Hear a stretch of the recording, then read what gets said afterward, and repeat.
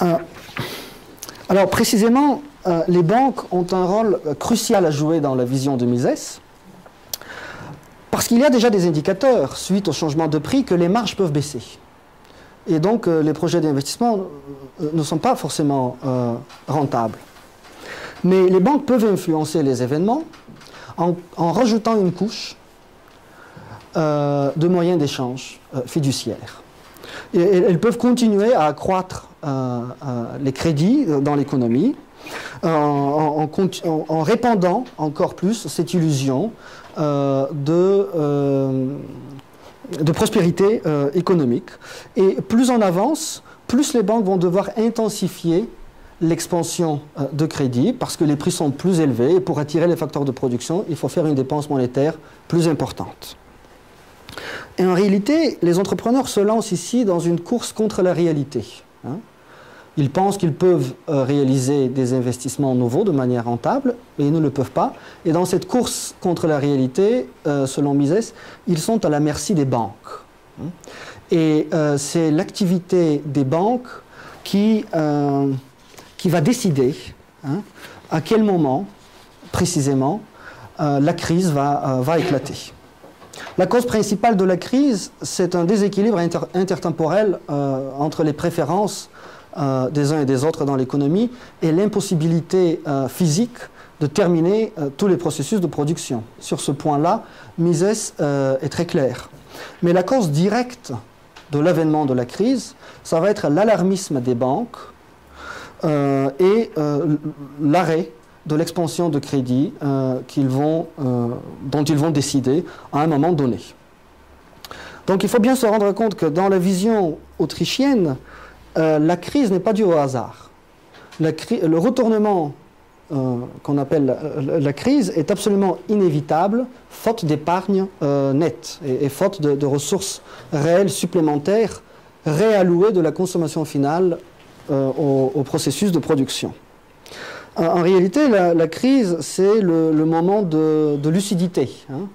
C'est le moment où on réalise les erreurs passées d'investissement qu'on appelle des malinvestissements. Donc la crise, c'est un problème, enfin l'expansion, le cycle économique, c'est un problème essentiellement de malinvestissement. Et c'est juste le début d'un retour à la réalité. Je vais revenir aux facteurs qui déterminent l'alarmisme des banques, qui est une chose importante dans la théorie bancaire. Maintenant, juste un mot supplémentaire sur la récession, donc ce processus d'adaptation à la réalité. Une fois que l'on reconnaît qu'on a fait de mauvais investissements, qu'on ne peut pas vendre la production au prix escompté ou qu'on ne peut absolument pas attirer des facteurs de production supplémentaires, il faut fermer boutique. Et si on n'a pas plus de crédits bancaires qui nous aident, on est obligé de le faire.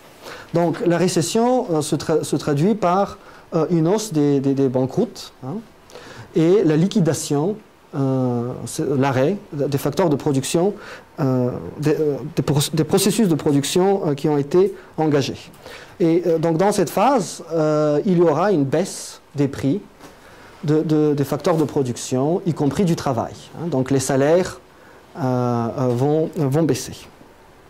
Il y aura également une hausse du taux d'intérêt en retour, pour plusieurs raisons. Rothbard, dans son traité L'homme, l'économie et l'État, en réalité s'étonne pourquoi les phases d'expansion durent des années.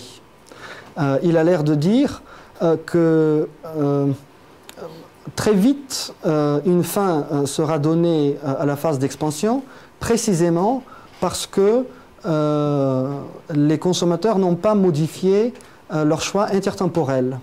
Et il y a déjà, au moment de l'expansion, une tendance interne à l'économie de marché à ce que les taux d'intérêt remontent. Les taux d'intérêt, dirait-on, originels. Précisément parce que l'équilibre du choix entre consommation présente et consommation différée, lui, n'a pas changé. Mais au moment de la récession, après qu'on observe des mésinvestissements, il y a une incertitude généralisée qui s'installe dans l'économie, puisqu'il faut réajuster la structure de production. Et à ce moment-là, les banquiers vont également demander une composante entrepreneuriale qu'ils vont ajouter au taux d'intérêt. Hein, donc le taux d'intérêt de marché, il est formé de quelques composantes.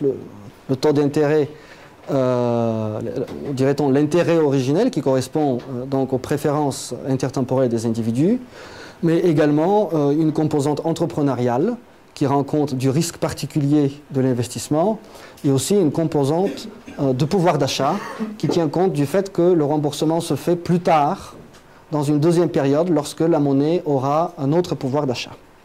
Et donc les taux d'intérêt vont remonter, également dû à cette composante entrepreneuriale supplémentaire. Il y aura une pression supplémentaire sur les prix, nous dit Rothbard, parce que dans ce climat d'incertitude, la demande pour la monnaie va augmenter. Donc les individus vont préférer détenir des liquidités. Hein, c'est exactement ce que le professeur Huysmans a expliqué ce matin.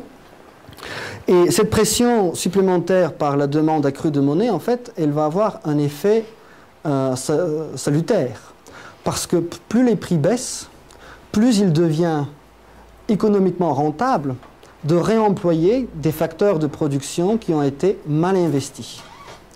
Et en fait, c'est ça la phase de récession. La phase de récession, c'est la phase d'ajustement de toute la structure de production, de libération, pourrait-on dire, des facteurs de production qui ont été mal placés.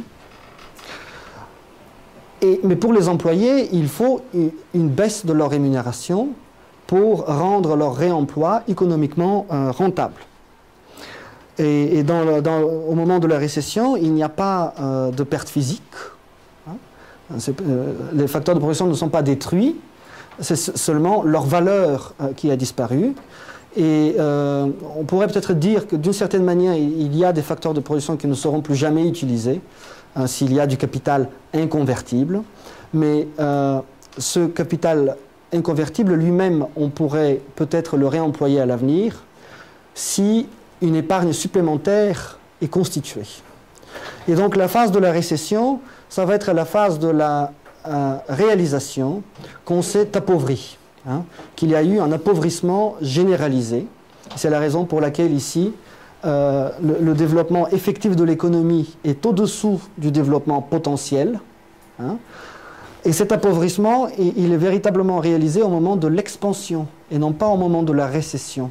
C'est ça la vision autrichienne. Le moment de la récession du cycle économique est celui où on va réaliser réaliser le fait qu'on a commis de mauvais investissements et où on va commencer la reprise. Et cette reprise, elle nécessitera un effort d'épargne supplémentaire si on désire réemployer les facteurs non employés. Alors, je reviens maintenant à ces facteurs de l'alarmisme des banques, parce que c'est un point important chez Mises. Il faut expliquer comment ça se fait que le retournement arrive. Hein. Il y a effectivement une impossibilité physique, c'est la cause principale de finir les processus de production, mais à un moment donné, à quel moment précisément cette impossibilité physique sera-t-elle intégrée par les agents économiques ? Et donc le point de Mises est très clair ici, ce sont les banques qui vont décider de ce point.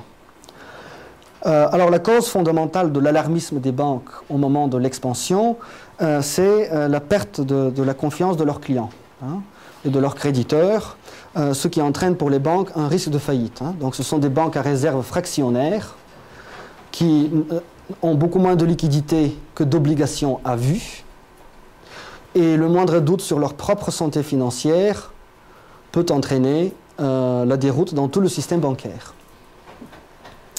C'est une inquiétude commune, hein, dans tout le système bancaire, une inquiétude partagée par toutes les banques, parce que précisément la faillite d'une banque entraîne la faillite des autres banques. Donc c'est un point qu'il faut peut-être expliquer.